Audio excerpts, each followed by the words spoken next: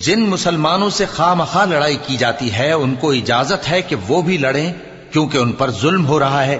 اور اللہ ان کی مدد کرے گا، وہ یقیناً ان کی مدد پر قادر ہے۔ یہ وہ لوگ ہیں کہ اپنے گھروں سے ناحق نکال دیے گئے، انہوں نے کچھ قصور نہیں کیا، ہاں یہ کہتے ہیں کہ ہمارا پروردگار اللہ ہے۔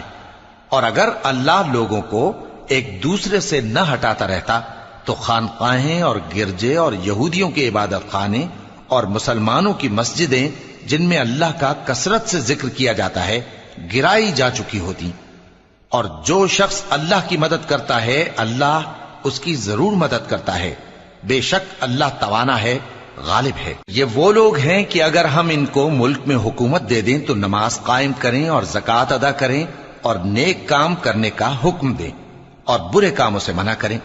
اور سب کاموں کا انجام اللہ ہی کے اختیار میں ہے۔ اور اگر یہ لوگ تم کو